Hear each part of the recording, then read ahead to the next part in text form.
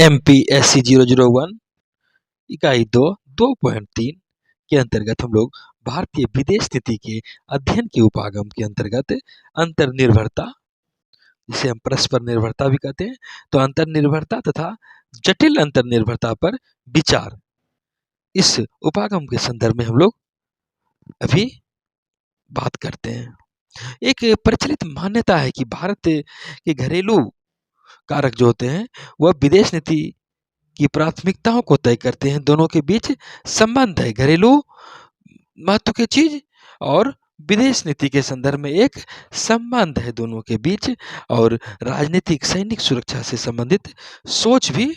थोड़ी पहले कहीं न कहीं एक संकीर्ण दायरे में सिमटी हुई थी, गतिहीन जैसी दिखती थी। जैसे कि 1990 के दशक के दौर में देखें तो उस समय कहा जाता था कि भारत की विदेश नीति राजनीतिक अस्थिरता एवं विचारधारा की अनिश्चितता से गुजर रही है। इस संदर्भ में कि देश की आंतरिक स्थिति जैसी है वो इसका असर सीधे विदेश नीति पर पड़ता है, और यही कारण है कि इसका बाह्य रूप से जो है उचित साधन कैसा होगा, इसके लक्ष्य क्या होंगे, तो कहीं न कहीं अगर आंतरिक रूप से हम डगमगाते हैं तो विदेश नीति भी वो अस्थिर जैसी होती है।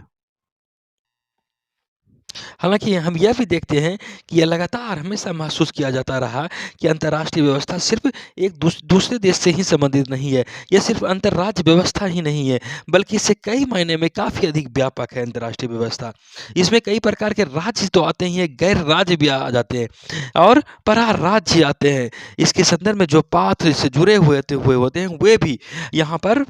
प्रभाव डालते हैं, और जिसके अंतर्गत जैसे परा राष्ट्रीय निगम, पराराष्ट्रीय निगम और गैर सरकारी संगठन होते हैं, अंतर्राष्ट्रीय गैर सरकारी संगठन होते हैं, अंतर्राष्ट्रीय वित्त संस्थान आते हैं। आप देखते हैं कि अंतर्राष्ट्रीय संबंध में अपने विदेश नीति को बनाने में या किसी देश के साथ संबंध स्थापित करने के संदर्भ में कई प्रकार के कारक होते हैं जो कि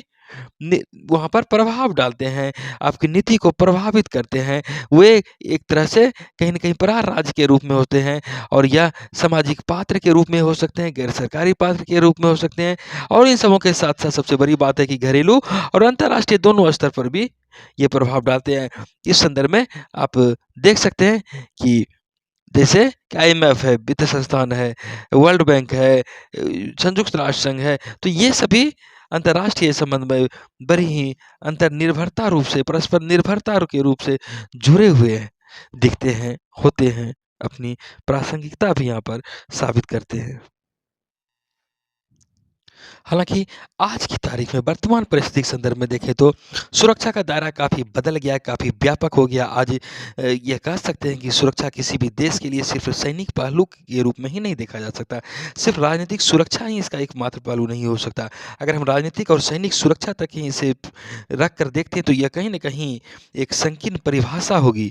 और गतिहीन सा भी कि ठहर गया है, ठहराव हो गया, ऐसी बातें नहीं हो सकती है। बल्कि आज सुरक्षा का दायरा काफ़ी व्यापक हो गया है। इसके अंतर्गत हम पर्यावरण प्रदूषण, सीमा पार विस्थापन, अंतर्राष्ट्रीय आतंकवाद की परिस्थिति, अपराध,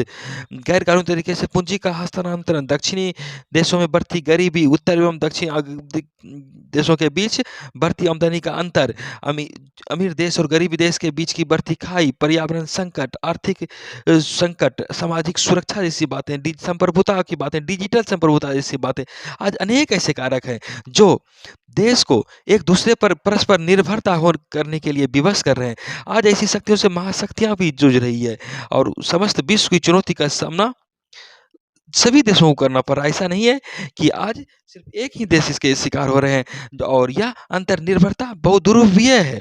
और इस नई चुनौती का सामना करने के लिए अंतर्राज्य सहयोग तथा पराराज्य गतिविधियों की भी आवश्यकता होती है। सिर्फ राज्य की ही नहीं, बल्कि जो इससे इतर जो पात्र अहम भूमिका निभाते हैं राजनीतिक अंतर्राष्ट्रीय परिवेश में, उसकी भी भूमिका स्थापित की जाती है। आप इसे एक उदाहरण से यह भी समझ सकते हैं कि बढ़ती कैसे महाशक्तियाँ भी आज तरह-तरह की चुनौती से जूझ रहा है, जैसे कि आतंकवाद की परिस्थिति है। आतंकवाद से भारत बरसों से पीड़ित रहा है, और भारत अंतर्राष्ट्रीय मंचों पर हमेशा यह बात उठाते रहा है। लेकिन अमेरिका जैसे देशों ने कभी इस बात को गंभीरता से नहीं लिया। वहीं जब 110 मंजिली टावर को गिरा दिया गया, तब उन्होंने आतंकवाद का नासुर को समझा कि आतंकवाद कितनी खतरनाक चीज़ें होती है। तब भारत के भी बातों को उन्होंने महत्व देना स्टार्ट किया, और आप जानते हैं कि आतंकवाद जैसे कि कभी वो पाकिस्तान के सहारे फैला रहा था, खुद फिर उसी पाकिस्तान के सहारे वो आतंकवाद को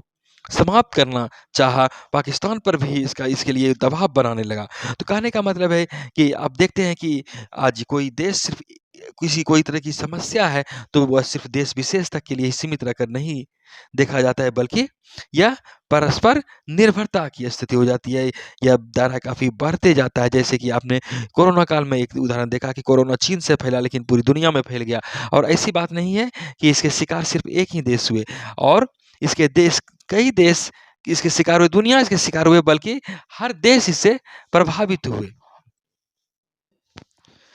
हम जानते हैं कि 1991 में शीत युद्ध की समाप्ति हो गई और शीत युद्ध के पश्चात उसके बाद देश पूरे देश के स्तर पर और अंतर्राष्ट्रीय स्तर पर कहीं न कहीं बहुमंडलीकरण को बढ़ावा मिला। आर्थिक एकीकरण की बात हुई। अंतर्राष्ट्रीय संबंध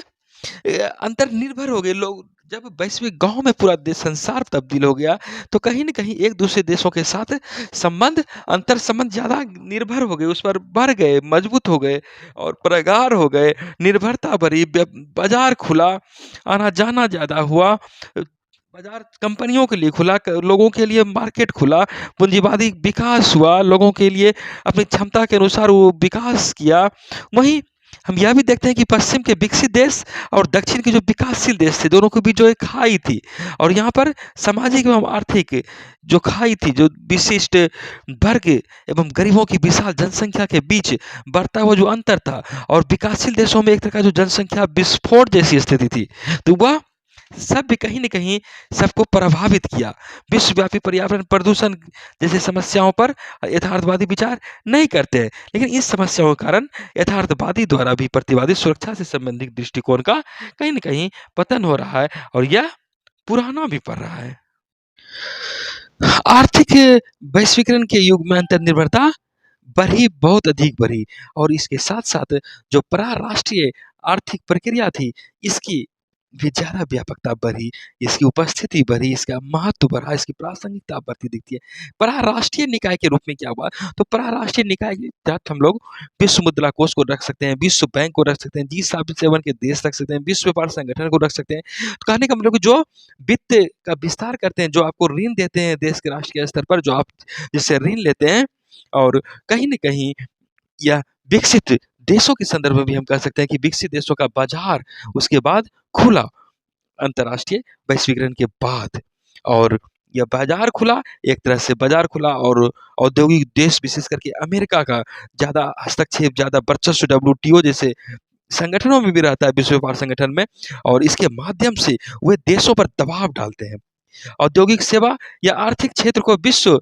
वित्तीय आर्थिक पात्र के लिए खोल तो देता है, लेकिन वहाँ पर कहीं न कहीं आर्थिक संप्रभुता का दायरा सीमित हो जाता है, आर्थिक संप्रभुता गिरवी पड़ जाती है, आर्थिक नीति आपको उसकी नीति के अनुकूल बनानी पड़ती है। तो यहाँ पर आर्थिक वर्चस्व जैसी बातें हो जाती है, राजनीतिक कंप हो जाता है, सैनिक दृष्टि से शक्तिशाली देश को जब आर्थिक मंदी का सामना करना पड़ा, तो आप सोच सकते हैं कि किसकी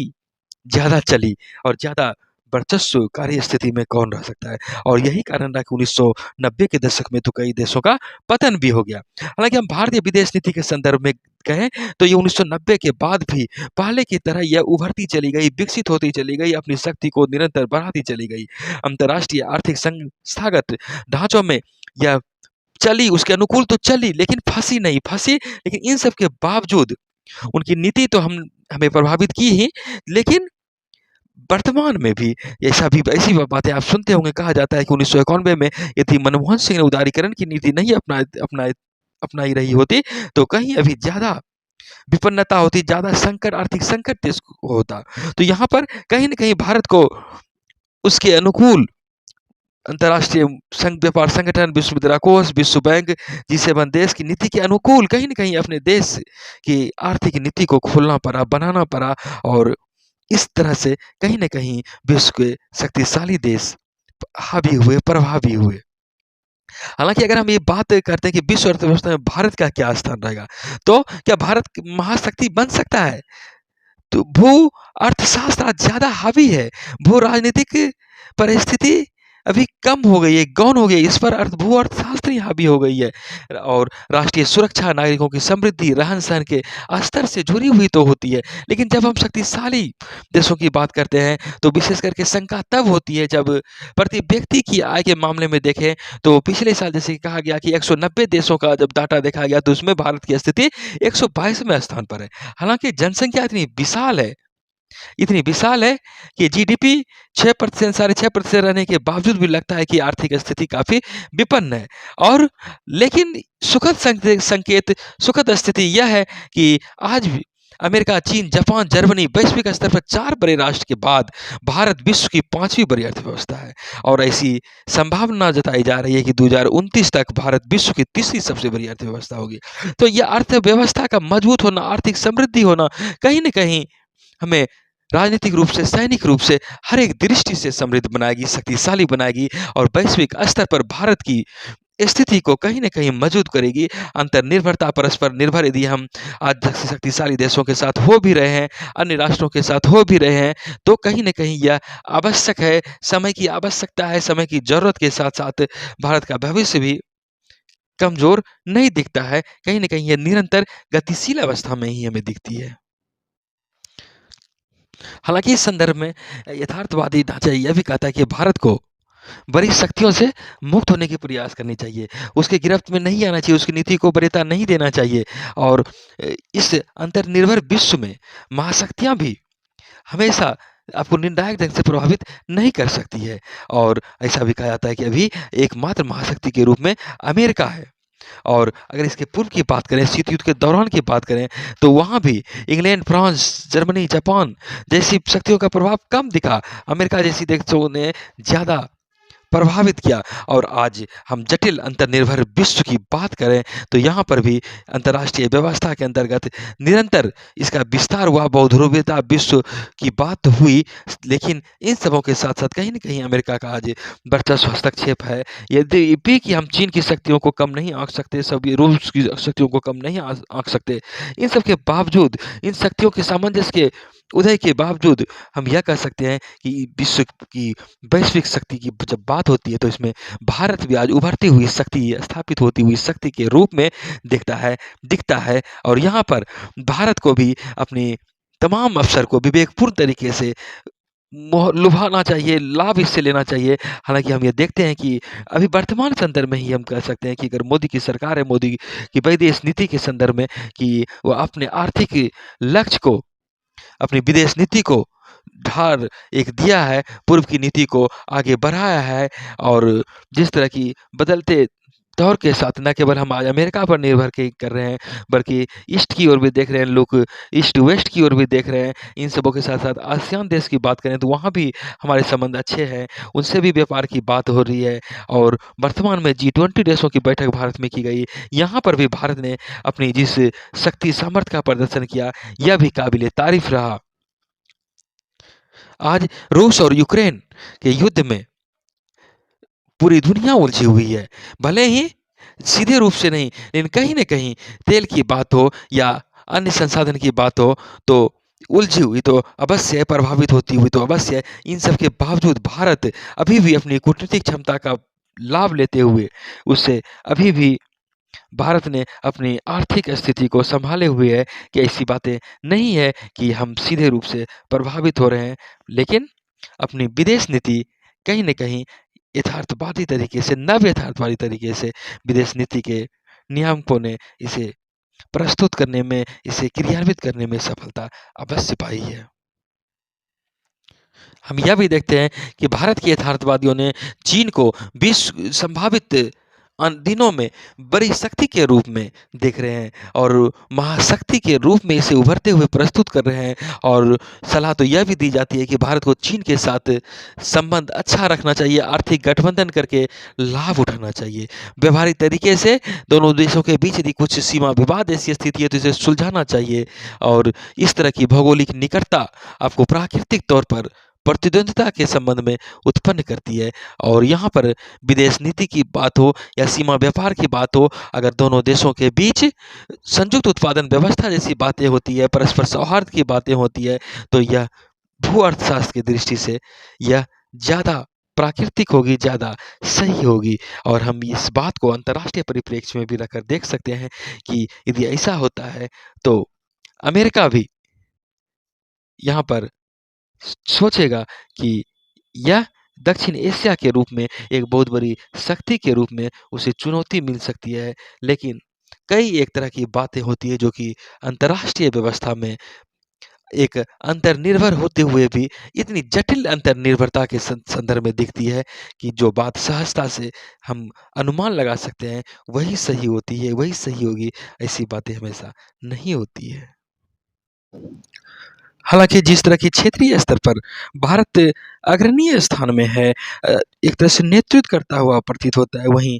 कुछ आलोचकों ने अपनी बातें कही है इस संदर्भ में और उनका कहना है कि इस क्षेत्रीय अग्रणीय स्थिति के कारण कई तरह की समस्याओं को जन्म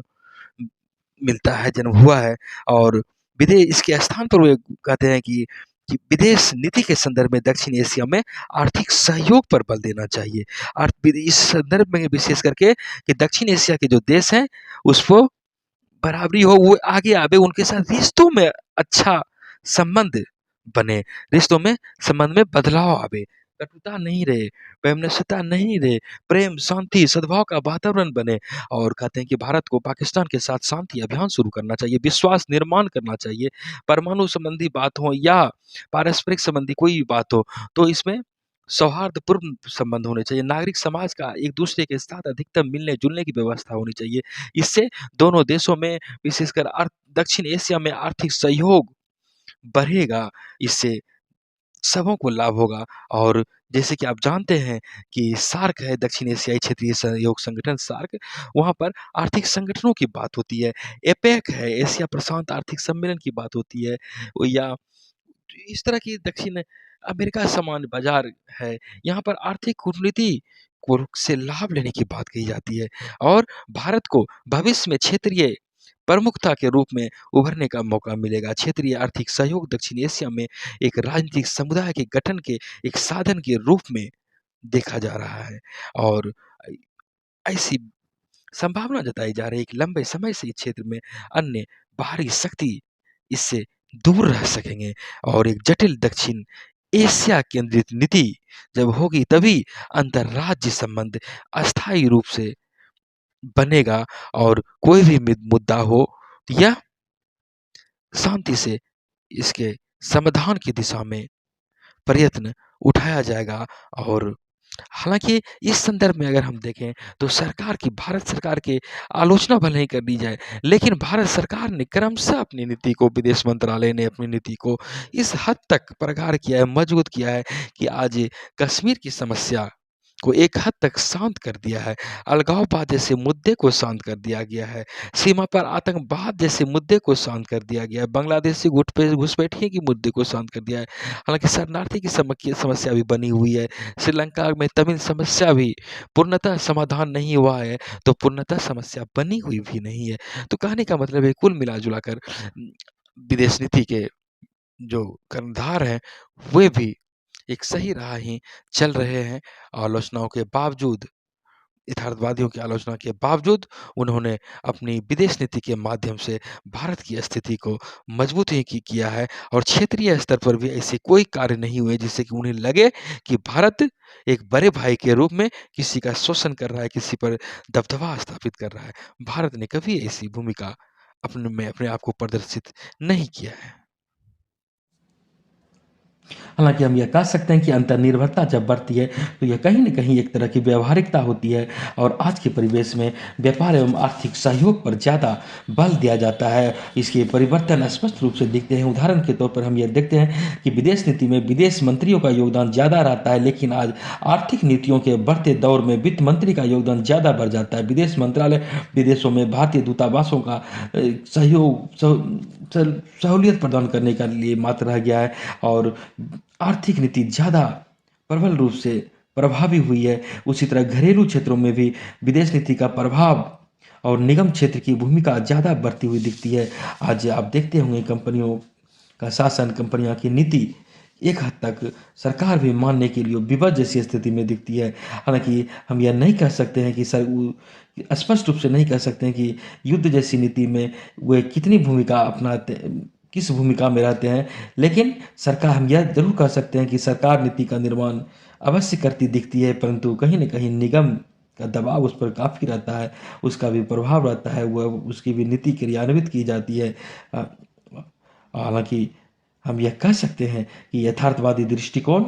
अंतर्राष्ट्रीय परिप्रेक्ष्य में, अंतर्राष्ट्रीय व्यवस्था में एक तरह के परिवर्तन की बात को स्वीकार करता है। लेकिन यहाँ पर हम यह भी देख सकते हैं, कह सकते हैं कि भारत की नीति यह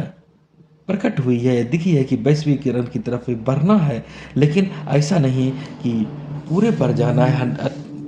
50% मान के चलता है कि हमें बढ़ना है, और वहीं यह भी देखा गया कि राष्ट्रीय हित एवं सुरक्षा के जो परंपरागत राजनीतिक सैन्य आयाम रहे हैं, भारत ने उसको भी नहीं छोड़ा है। भारत ने एक संतुलित नीति अपनाते हुए, दोनों को अपनाते हुए अपनी विदेश नीति को आगे बढ़ाया है। अपनी अंतर्निर्भरता जैसी परिस्थिति के बावजूद, एक तरह से जटिल अंतर्निर्भर स्थिति के बावजूद,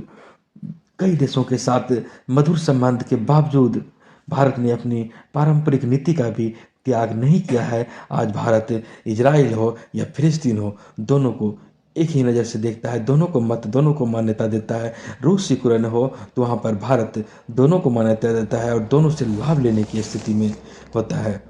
इस तरह हम ये कह सकते हैं कि अंतर्निर्भरता की आज की स्थिति भारतीय विदेश नीति की प्राथमिकताओं में स्वाभाविक रूप से संबंध रखती है, और इस